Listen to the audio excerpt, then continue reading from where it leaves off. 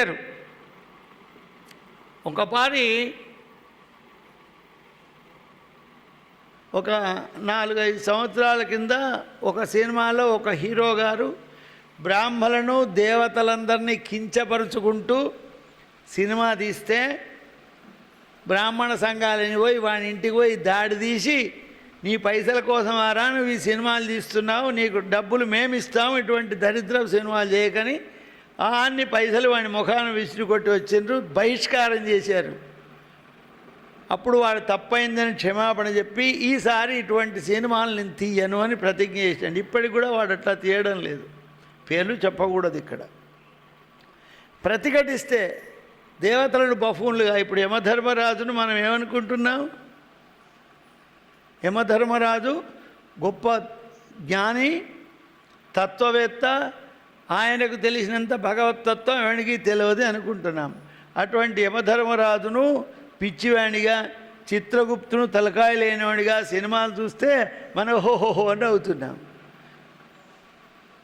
ఎవడన్నా ఇది తప్పని అన్నవాడు, స్టేట్మెంట్ ఇచ్చినవాడు ఉన్నాడా? నేను చేసిన ఏం చేసిండ్రు? ఇది తప్పు, కనీసం ఇది తప్పు అని చెప్పేవాళ్ళు లేడా?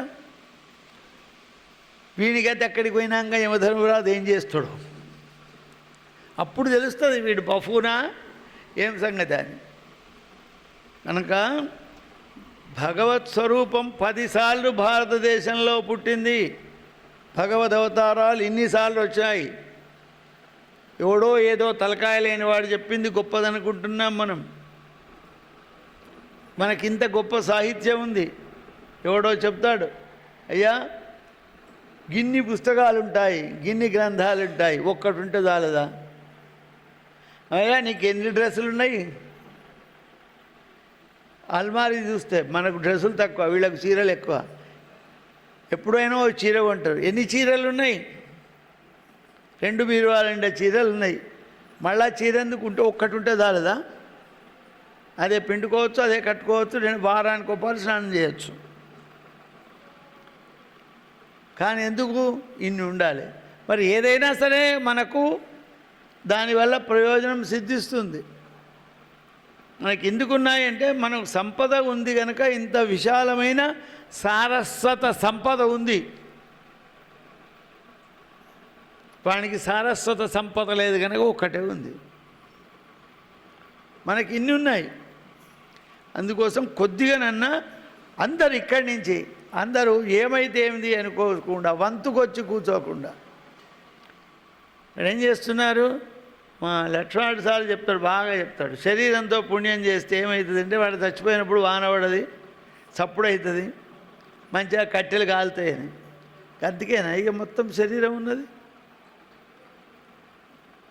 మనం వచ్చింది చచ్చిపోయినాక కట్టెలు మండటానికైనా? మండని మండకపోని, మండితే బాయ్, మండకుంటే బాయ్. వీడు దూరొచ్చిండా? నువ్వేం చేసినావు నీ ధర్మానికి? ఒక్కనికన్నా చెప్పినవా? కనీసం నీ కొడుక్కనే చెప్పి కాలిపోకపోతే నీకు ఎందుకు బతుకులం అన్నవాడా? చెప్తున్నారు, నువ్వు చెప్తే వాడు వింటాడు, నువ్వు చెప్పేటట్టు చెప్తే వినేతరిగా వింటాడు. ఇది అసత్యం. ఎవడు వాడు? నీ కొడుకు. నీ కొడుకే నీకినాడు కానీ మంది కొడుకులు వింటారా? అవునా? నీ కొడుకు నువ్వు కంట్రోల్లో పెట్టే శక్తి లేదు. నీ బిడ్డకు నువ్వు చెప్పవు, నీ మనవడికి నువ్వు చెప్పవు, మందికి చెప్తే వింటారా? చెప్పండి, వినరు. మొదలు నీ యొక్క సంస్కారం అంతా నీ ఇంట్లో మొదలు కావాలి, ఆ తర్వాత ముందరికి వెళ్ళాలి. ఆ ధైర్యం మనకు వస్తుంది. హరి ఓం. ఇట్లా భగవంతుని యొక్క దివ్యావతారములన్నీ ఈ భారతఖండంలో వచ్చినాయి. చిన్న చిన్న జనపదములు, అనేకమైనటువంటి నగరములు ఈ భారతదేశంలో ఉంటాయి. పుణ్యము పాపం అనేటువంటిది ఈ భారతదేశంలో ఉన్నవాళ్ళు ఉంటాయి. అందుకోసమే ఎవరు తపస్సు చేసినా, ఎవరు ఏ దేవతలు తపస్సు చేసినా, ఏ దేవతలు యజ్ఞం చేసినా ఎక్కడికి వచ్చి చేసిండ్రు? భారతదేశానికి వచ్చి చేసిండ్రు. మనం కథల్లో వింటాం, పార్వతీదేవి తపస్సు చేసింది. ఎక్కడ చేసింది? హిమాలయ పర్వతాల్లో భూమి మీద చేసింది. బ్రహ్మదేవుడు యజ్ఞం చేశాడు. ఎక్కడ చేశాడు? ప్రయాగలో, గంగా యమున నదుల సంగమ క్షేత్రంలో బ్రహ్మగారు వచ్చి యజ్ఞం చేశాడు. దేవేంద్రుడు యజ్ఞం చేశాడు. ఎక్కడ చేశాడు? గంగా తీరంలో చేశాడు. మరి అక్కడ చేసుకోరాదా? నీ ఊళ్ళో నువ్వు చేసుకోరాదు, అక్కడ చేసుకోరాదు. ఎందుకు? అక్కడ ఫలించవు. ఎవడన్నా బండ మీద విత్తనాలు పోస్తాడా? బండ మీద విత్తనాలు పోస్తే మొలుస్తాయా? అదే ఎక్కడైతే మొలకెత్తుతాయో అక్కడ విత్తనాలు వేయాలి. అందుకోసం అది పుణ్యభూమి అని చెప్పబడుతుంది. ఇక్కడ ప్రజలకు ఆయుర్దాయం పరిపూర్ణంగా ఉంటుంది.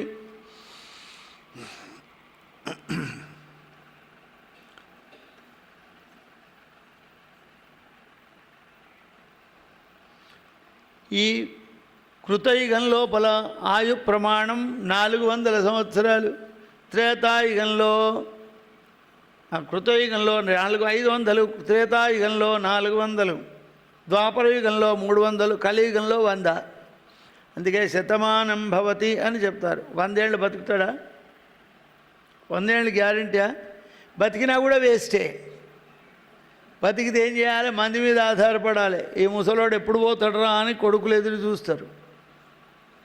అయ్యో మంచి అని బాగా అవస్థపడుతుండు, కానీ పోతే మంచిగుండు పాపం ఈ అవస్థ చూడలేక అంటారు. నిజమే. ఆ బ్రతుకు అనేకమైనటువంటి ఘోరం. అందువలన అదంతా ముందున్నదని గమనించి మన యొక్క జీవితాన్ని సార్థకం చేసుకోవాలి. ఇక ఎత్తు కింపురుష వర్షం, భరతవర్షం కింపురుషం అనేటువంటి యొక్క దివ్యవర్షములు. ఈ కింపురుష వర్షం లోపల దేవతలు నివసిస్తారు. ఇక్కడ 10,000 సంవత్సరాల ఆయుస్సు. ఇక్కడ ఉన్నవాళ్లకు రోగం రావు, నొప్పులు రావు, మందులు మింగుడు ఉండదు, మెడికల్ షాపులు ఉండయి.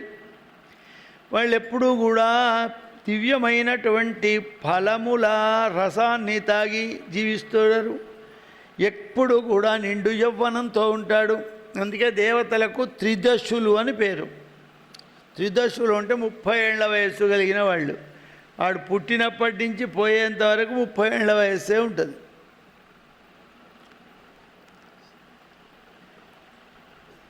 వీళ్ళు తెల్లని శరీరం కలిగిన వాళ్ళై ఉంటారు. ముసలితనము లేదు, ఎవరికి కూడా అజీర్ణం అనే రోగం లేదు. ఎంతకాలము ఉంటారో అంతకాలం నిండు యవ్వనంలో ఉంటారు. అక్కడ ఉండేటువంటి వాళ్లకు సూర్యుని వల్ల తాపం, చలి వల్ల, మంచు వల్ల బాధ అనేటువంటిది ఉండదు. వాళ్ళు విశాలమైనటువంటి వక్షస్థలం కలిగి అందమైనటువంటి యొక్క శరీరం కలిగిన వాళ్ళై ఉంటారు. అందరూ కూడా ఆయురారోగ్యాలతో ఉంటారు. ఇక ఇలావృతం అనేటువంటి ఒక వర్షం ఉంది. ఇది దానికంటే పైన ఎత్తైనటువంటి యొక్క పెద్ద మర్రి చెట్టం అనేటువంటిది దాని ఉన్నది. దాని ఆకులన్నీ పచ్చని వర్ణంగా ఉంటాయి. వీళ్ళు కూడా 10,000 సంవత్సరాలు జీవిస్తారు. ఇది కూడా దేవవర్గంలో చేరినటువంటిది. ఇక్కడ హిరణ్వతి అనేటువంటి పని ప్రవహింపజేస్తుంది. ఇక వీళ్ళు బలచారులు, తేజస్సంపన్నులు, ఐశ్వర్యం కలిగినటువంటి వాళ్ళు నివసిస్తున్నారని మార్కండేయ మహర్షి క్రౌష్టికి చెప్పినాడు. జగదంబ విశ్వపాలిని మాతాకి జై.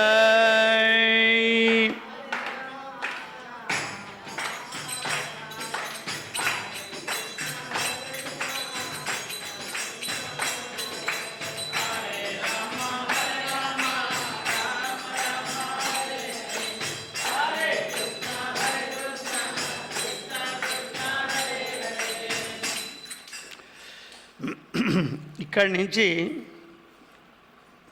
స్వారోషిషమను సంభవం అనేటువంటి యొక్క కావ్యం ప్రారంభమవుతుంది. ఈ మార్కండేయ పురాణంలో ఉండబడేటువంటి యొక్క ఈ కథను తీసుకొని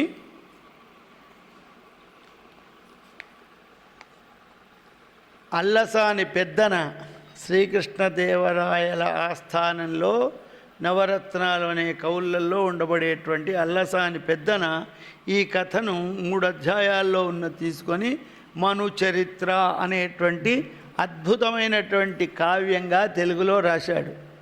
పూర్వంలో చదువుకున్నటువంటి వాళ్లను సంస్కృతంలో పంచకావ్యాలు ఉండేటువంటివి. ఏమిటి పంచకావ్యాలు?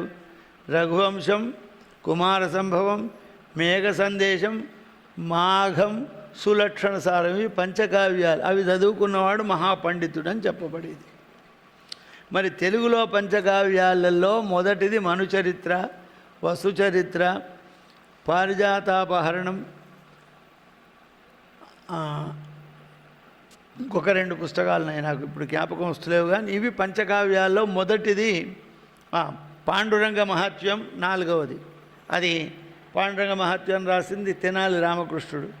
మరి వసు చరిత్ర రాసింది భట్టుమూర్తి.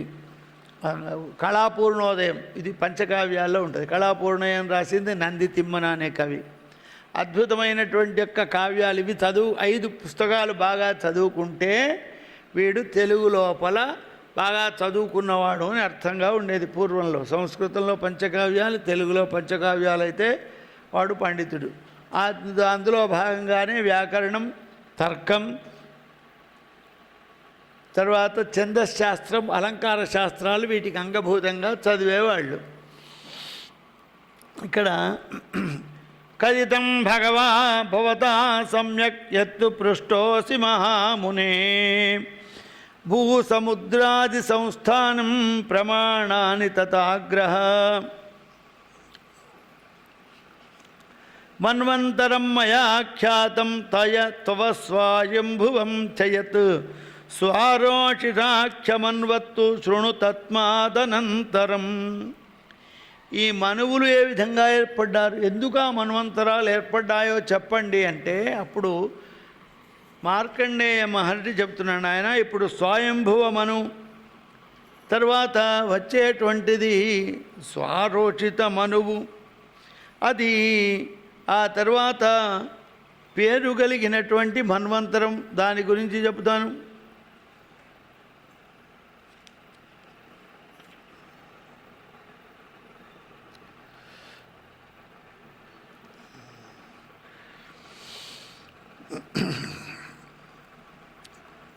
స్వారోషితాఖ్యమన్వత్వం శృణుతస్మాదనంతరం కశ్చిద్విజాతి ప్రవరః పురోభూదరుణాస్పదే వరుణాయాస్తటే విప్రో రూపే ధాత్యశ్వినావపి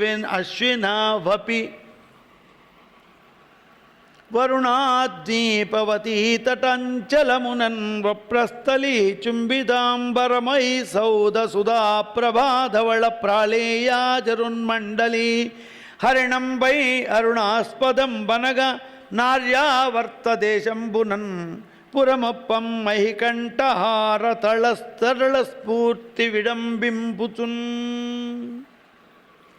అరుణానదీ తీరం లోపల వరుణానదీ తీరంలో అరుణాస్పదం అనేటువంటి ఒక పట్టణం ఉంది. ఆ పట్టణం లోపల ఆ పురిబాయకుండు మకరంక శశంక మనోజ్ఞమూర్తి పాశావరశేషభో విద్యాద విన్యధర్మకర్మ దీక్షా వరతంత్రుండు అంబురగర్భ కులాభరణం వనరతాధ్యాన పరత్వరుండు ప్రవరాఖ్యుడలేఖ్య తమా విలాసుడై. ఆ పురంలో ప్రవరుడు అనేటువంటి యొక్క బ్రాహ్మడున్నాడు. ఆ ప్రవరుడు ఏ విధంగా మకరంక శశంక మనోజ్ఞమూర్తి. ఎంత అందంగా ఉన్నాడంటే మన్మథుడు, చంద్రుడు, అశ్విని దేవతలు వీళ్ళందమంతా కలబోస్తే ఎంత సుందరంగా ఉంటాడో అంత అందంగా ఉన్నాడు ఈ ప్రవరుడు. అంతేకాదు ఆయన యొక్క గుణగణాలు ఏ విధంగా ఉన్నాయి. వావి చక్కని ధనము వైరాగ్యమున చేసి కాంక్షసేయుజాత కామినులకు యౌవనమందు యజ్ఞము ధనఢ్యుడై కమనీయ కౌతుక శ్రీనిధి గూటకంబులు గొలచి చేసిన కూరిమి సొమ్ము దమ్ము సౌఖ్యావహయై భజింప సకులై తల్లిదండ్రులు గూడి దేనియుం దేవరవోలే ఇలు నుండి దియర్పగాపురమొప్పు వానికిన్. ఆయన పరమ వైరాగ్యవంతుడు, ధర్మాత్ముడు, సర్వగుణ సంపన్నుడు, ఒక్క అవగుణం కూడా లేదు. నిత్యము కూడా తల్లిదండ్రులను సేవ చేసేవాడు, అగ్నిహోత్రాది క్రియలను చేసేవాడు, వైశ్వదేవం చేసేవాడు, శిష్యులను కూర్చుండబెట్టుకొని వేదాధ్యయనం చేయించేవాడు, మహాసంపన్నుడు. ఎంత ఉన్నది ఆయన సంపద అంటే తరగని సంపద. ఎందుకంటే భగవన్ ఆరాధన చేసిన వానికి, ధర్మాత్ముడైన వానికి సంపదకు తావులేదు, సంపద కొరత ఉండదు. నిత్యం తులతూగుతున్నాడు. కానీ ఈయనకు కోరిక ఉంది. ఏమి కోరిక అంటే తీర్థయాత్రలు చెయ్యాలి, ఆ దేశం ఈ దేశం అంతా తీసి రావాలి అంటే కష్టం పాపం. ఎందుకంటే ఇంట్లో పాఠశాల పెట్టుకున్నాడు, విద్యార్థులకు చదువు చెప్పాలి. ఒకనాడు పాఠం బంద్ అయితే, ఒకనాడు స్కూల్ లేకుంటే తెల్లారి పిల్లలు పాఠానికి వచ్చుడు కష్టం. వేద పాఠశాల నడుపుతున్నాడు. ఆ తర్వాత తల్లిదండ్రులు ఉన్నారు పెద్దవాళ్ళు, వాళ్లకు సేవ చేస్తున్నాడు. అంతేకాదు అగ్నిహోత్రములు ఉన్నాయి. ఒకనాడు కూడా వివాహమైన తర్వాత అగ్ని ఆరిపోకూడదు. ఈ విధమైన నియమాలతో ఉన్నాడు. ఇవన్నీ పెట్టుకొని తీర్థయాత్ర ఎట్లా చేస్తాడు ఈయన? కానీ ఆయనకు ఎవరైతే ఆ ఊరికి వచ్చినా వీళ్ళింట్లోనే భోజనం చేయాలి. ఎవరు ఆ ఊరికి వచ్చినా కూడా వీళ్ళింట్లోనే భోజనం చేయాలి. ప్రవరుని ఇంట్లో తినాలి. ఆయన వాళ్లను ఎక్కడి నుంచి వచ్చినారు, మీ దేశంలో ఏ పవిత్రం ఉంది, ఏ నదులు ఉన్నాయి, ఏ పుణ్యం ఉంది, ఏ దేవుడు ఉన్నాడు, ఏ తీర్థాలు ఉన్నాయి, ఎక్కడికిడికి పోయి వచ్చిండ్రు అనేటువంటి ప్రశ్నలు అడిగి వాళ్ళు చెప్తే విని సంతోషించేవాడు. ఒకనాడు ఈయన ఇంటికి మధ్యాహ్నం పూట ఒక సిద్ధుడు వచ్చిండు. వచ్చినటువంటి ఒక సిద్ధునికి అనేకమైనటువంటి సపర్యలు చేసి భోజనం చేయించి కూర్చున్న తర్వాత కొంతసేపు విశ్రాంతి తీసుకొని లేచిన తర్వాత, అయ్యా మీరు ఎక్కడి నుంచి వచ్చినారు, ఏ ప్రదేశం నుంచి చూసినారు, ఏ ఏ దేశములను జరించితిరి, మీరే ఏ తీర్థములు గృంకినారే, ఏ తీర్థములందు గృంకితిరి, ఏ ఏ ద్వీపములు మెట్టినారే, ఏ పుణ్యవళాలి దిమ్మరితిరి, ఏ తోయదుల్లాసిన ఆయా చోటుల గల్గు వింతలు మహాత్మా నాకెరింగింపవే, ఏ దేశములంజరించితిరి. అందరిని అడిగినట్టే ప్రవరుడు ఈ సిద్ధుడిని అడుగుతున్నాడు. మా అయ్యా వీరు ఏ దేశం తిరిగినారు, మీ ప్రాంతం ఏది, ఎక్కడెక్కడ ఏ తీర్థములు ఉన్నాయి, ఆ తీర్థముల యొక్క వైభవం ఎట్టిది, అక్కడ ఉండేటువంటి యొక్క పుణ్యం చేసుకున్న ప్రజలు ఏ విధంగా ఉంటారు, ఏ ఏ పుణ్య నదుల్లో స్నానం చేసినారు, అదంతా చెప్పగా అడిగితే నాకు పోయి సేవించాలని కుతూహలం ఉంది, కానీ నాకు కుదరటం లేదు, ఇన్ని వ్యాపకాలు నాకున్నాయి. ఆయన చెప్తున్నాడు, కేదారేషు భజించితిన్ శిరమునన్ కీలించిది, హింగుళా పాదాంభోరుహమున్ ప్రయాగ నిలయన్ పద్మాక్షు సేవించితిన్, యాదోనాథ సుతాకళత్రుబదరీ నారాయణుంగంటి, నీ ఆదేశం బలనేల చూచితి సమస్తావాకాశంబులన్. ఓ చతురాస్యవంశ కలశోధది పూర్ణశంకాంక తీర్థయాత్రాచరణశీలినై, దినపదంబులు పుణ్యనదీతదంబులన్ చూచితి, నందుగల చోద్యములన్ గనుగొంటి, నాపటీరాచల పశ్చిమాచల హిమాచల పూర్వ దిశాచలంబుగన్. తూర్పు పడమర ఉత్తర ఉన్న అన్ని దేశాలు చూచాను. కేదారేషు భజించితిన్, కేదార్నాథ్కు వెళ్ళి ఆ కేదారేశ్వరుని దర్శించినాను. హింగుళాదేవి ఆ హిమాలయ పర్వత సానువుల్లో ఉంటుంది. హింగుళాదేవి, ఆ హింగుళాదేవి హిమాలయ పర్వతములకు అధిష్టాన దేవత. ఆమెను ఒకసారి కదిలించితే ఓ ప్రాజెక్ట్ కడదామని ఆ గుడి తీసి ఇంకో దగ్గర పెడదామంటే హిమాలయ పర్వత ప్రాంతం అంతా జలప్రళయమై ప్రత్యక్ష సాక్షి మా మల్లారెడ్డి. ఆ అమ్మవారిని కదిలించే వరకు అంత ప్రళయం జరిగింది. అనేక వేల మంది ప్రాణాలు కూడగొట్టుకున్నారు. ఎవడెక్కడున్నాడో అడ్రస్ కూడా తెలియకుండా పోయింది. ఆ హింగుళాదేవిని దర్శించాను. ప్రయాగ క్షేత్రానికి వెళ్ళాను. మాధవేశ్వరుణ్ణి సేవించాను. కాశీ వెళ్ళాను. బదరీ క్షేత్రానికి వెళ్ళి బదరీనారాయణుని దర్శించాను. ఇదని కాదు, తూర్పు, ఉత్తరం, పశ్చిమం, దక్షిణం ఉండే సమస్త క్షేత్రాలను తిరిగినాను. అంటే ఆయన అడుగుతున్నాడు, అయ్యా ఇన్ని దేశాలు తిరిగినారు, ఏమైనా అప్పుడు విమానాలు ఉన్నాయా? ఫ్లైట్ టికెట్ కొనుక్కొని పోయిండా?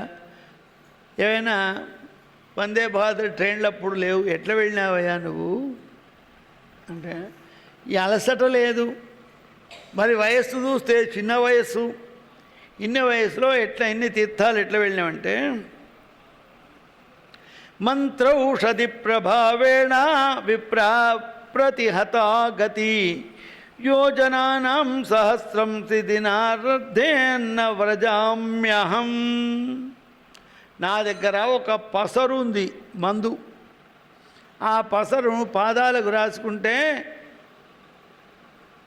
1000 యోజనముల దూరం పోయి వస్తా ఒక పూటలో. ప్రతిన పోయి మధ్యాహ్నం భోజనానికి ఇంటికి వస్తా 1000 యోజనాల దూరం. పొద్దున పోయినా అంటే మధ్యాహ్నం వరకు ఇంటికి వచ్చేస్తాను నేను. అంత శక్తి కలిగినటువంటి పసరు నా దగ్గర ఉంది. దానివల్ల నేను తిరుగుతున్నాను అన్నాడు. వెంటనే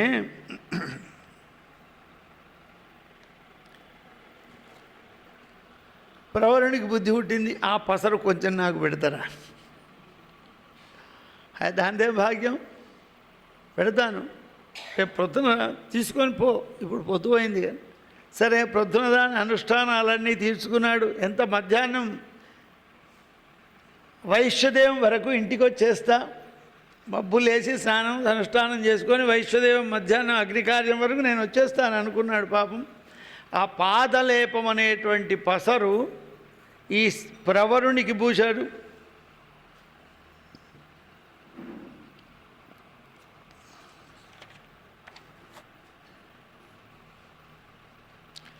వెంటనే ఎక్కడికి పోవాలి అనుకున్నాడు. ఎక్కడికి పోతాం, ఇంతవరకు కేదారేషు భజించిదన్ అని చెప్పినాడు. హిమాలయ పర్వతానికి పోదాం అనుకున్నాడు. వెంటనే ఆకాశంలో హిమాలయ పర్వతానికి వెళ్ళిపోయినాడు. పసరు యొక్క ప్రభావం.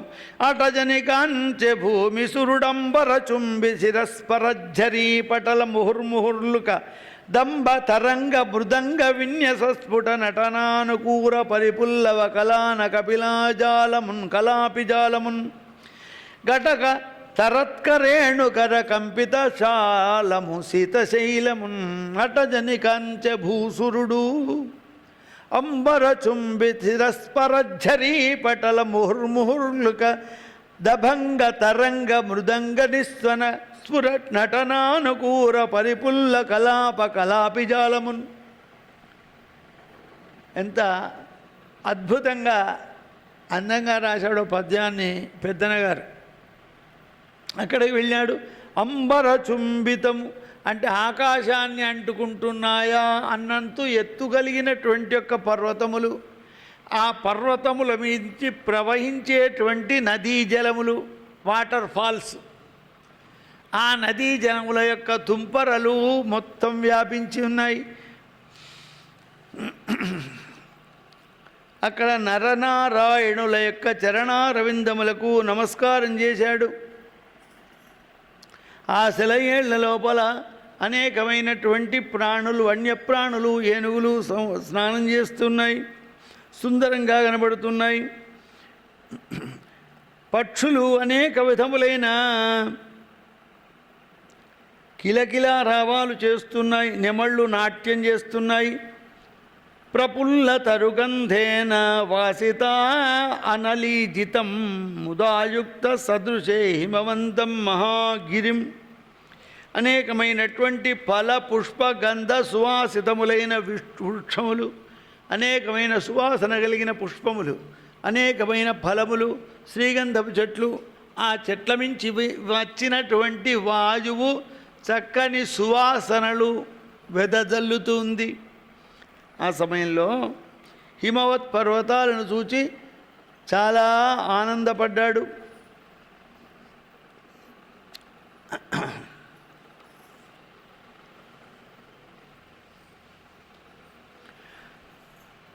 అక్కడ 4 వైపుల నుండి గంగా నది ప్రవహిస్తుంది. అక్కడ దేవతా స్త్రీలు, అప్సరసలు, దేవగణాలు, ఋషులు అక్కడ తపస్సు చేస్తూ ఉన్నారు. దేవతలు ఆటలాడుతూ ఉన్నారు. అంతా తిరిగినాడు. ఇక మధ్యాహ్న కాలం సమీపిస్తుంది. మళ్ళా ఇంటికి వెళ్ళి వైశ్వదేవ బలి చేసి అతిథులకు భోజనం పెట్టి, పెద్దలకు భోజనం పెట్టి ఆ తర్వాత నేను భోజనం చేయాలి, వాళ్లకు పొద్దుపోతుంది, పోదామనుకున్నాడు. ఇంకేమున్నది, ఈయన వచ్చింది హిమాలయ పర్వతాలకు. కాళ్లకు పూసిన పసరు కరిగిపోయింది. హిమాలయంలో మంచు తాగినాక పసరంతా కరిగిపోయింది. ఇంటికి పోవటానికి కూడా అశక్తుడైపోయినాడు.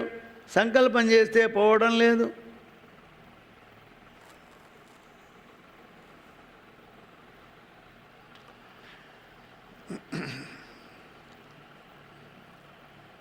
ఈ ప్రదేశంలో ఇక ఎక్కడికి వెళ్ళాలి, ఎట్లా వెళ్ళాలి, నా అగ్నికార్యం ఔపాసనం ఏ విధంగా జరుగుతుంది, నేను ఇంటికి పోకపోతే ఇవాళ భంగం కలుగుతుంది, ఏం చెయ్యాలి అని 4 దిక్కులుగా చూస్తున్నాడు. ఎక్కడి నుంచి ఏదైనా మార్గం దొరుకుతుందా, ఎట్లా పోవాలి అని చూసే వరకు ఒక పెద్ద మణిమయ మందిరం, పెద్ద మందిరం కనబడ్డది హిమాలయ సానువులలో. ఆ మందిరము ఎవరిది, వీళ్ళేమైనా నాకు తొవ్వ చెబుతారేమో అని ఆ మందిరంలోకి వెళ్ళాడు.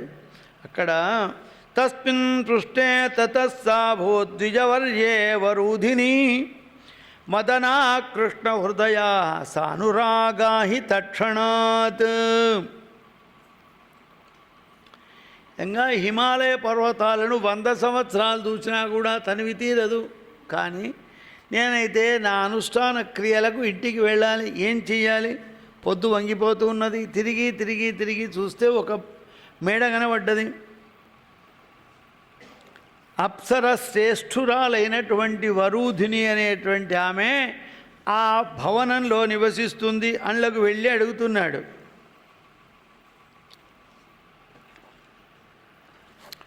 ఈమె ఇతను ప్రవరుడు వెళ్ళే వరకు ఆమె అలంకారం చేసుకొని వీణానాదం చేస్తుంది. వీణ్ణి చూచగాని అబ్బురపాటు తోట నయనంబుజముల్ వికసింపగాంచి పెళ్ళుబ్బిన కనీ వికసోత్పల పంక్తుల గుమ్మరింపగా గుబ్బమెరుంగు తన్గవ గుగుర్పొడువన్ మదిలోన కోరికల్ గుబ్బల తింగ చూచే నలకూబర సన్నిభూ నద్దరామరున్.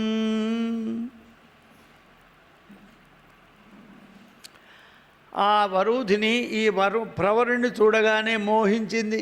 ఎందుకంటే మకరంక శశంక మనోజ్ఞమూర్తి, అందంగా ఉన్నాడు కదా ఈయన అందాన్ని చూచి ఆ అప్సరస దేవతా స్త్రీ వీణ్ణి వరించింది. అబ్బా, ఇతడెవడు దేవతల్లో కానీ సిద్ధుల్లో కానీ మానవుల్లో కానీ ఇంత అందమైన మహాత్ముడిని నేను చూడలేదు. ఇతడు ఒకవేళ నన్ను పెళ్లి చేసుకుంటే నా జీవితం ధన్యం. యాద్వేషమయ స్నిగ్ధం దృష్టిమధ్య నిపాతయేత్ కృతపుణ్యా నమత్తోన్యాన్ త్రైలోక్యే వనితా తథా. ఒకవేళ ఈయన పెళ్లి చేసుకుంటే నా అంత అదృష్టవంతురాలు ఈ భూమి మీద ఉండదు. ఏవం సంచితయతి సాత్వివ్యం యోషిత్మాతురా అనిమేషస్థితిమాన్ పె బిత్తరబుగాధుపెన్ పదావృత్తి మా పన్నే స్వతసమూర్తి బోధక మాన్ పెన్ మోహ విభ్రాంతితో గీర్వాణవధూటికిన్ భ్రమర కీటన్యాయమొప్పన్ మనుష్యుని భావించుట మానుషత్వము మోదుంబు పట్టెనానత్వరిన్.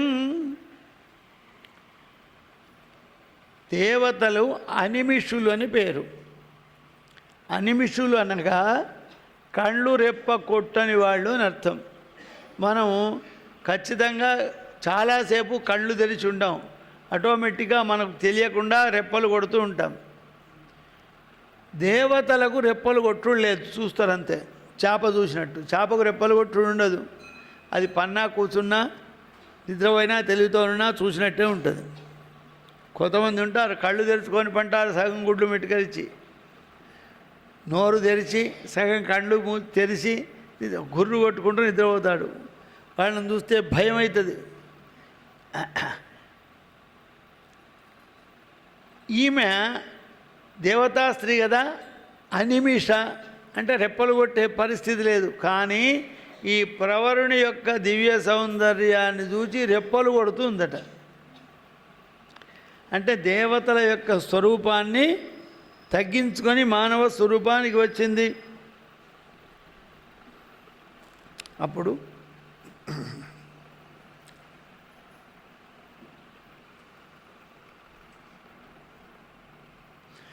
వచ్చినటువంటి ఈ యొక్క ప్రవరునికి ఇంటికి వచ్చింది కనుక ఆయనకు అర్ఘ్యం పాద్యం ఆచమనం ఇచ్చి నమస్కారం చేసింది. అప్పుడు ప్రవరు అడుగుతున్నాడు, యవ్వత వీవు భీతహరిణే అక్షణ యొంటి జరించె దోటలే కివ్వన భూమి భూసురుడనే ప్రవరాఖ్యుండ త్రోవ తప్పితిన్ కొవ్వున నిన్నగాగ్రమునకున్ తనుజంచి పురంబుజేర నివ్వెధికింగాంతు తెవల్పగదవే తెరువెద్ది శుభంబు నీకగున్. యవ్వత వీవు భీతహరిణేక్షణ, కళ్ళు రెప్పలు కొడుతున్నావు. అమ్మా నీవెవరు, ఇక్కడ ఎందుకున్నావు? నేను ప్రవరుడు, నా పేరు, నేను బ్రాహ్మణ్ణి. మాది అరుణాస్పద పట్టణం. ఈ హిమాలయ పర్వతానికి వచ్చి తోవదప్పి తిరుగుతున్నాను. ఈ పర్వతం నుంచి ఎట్లా పోవాలనో చెప్పు. అడవిలో దిగిన వాడికి తోవ దొరకదు. అతను హిమాలయ పర్వతాల్లో అసలే దొరకదు. ఎటు పోవాలనో ఎటు వస్తున్నాడో తెలియదు. పాదలేపంతో వచ్చిండు. ఎందుకు రావాలి ఈ హిమాలయ పర్వతానికి అనుకున్నాడు పాపం.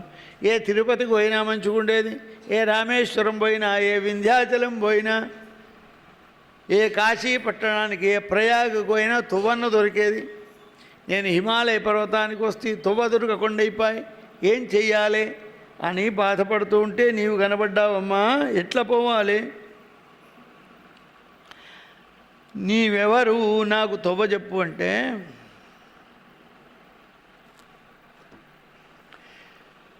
నతో గృహే ద్విజాగ్రస్య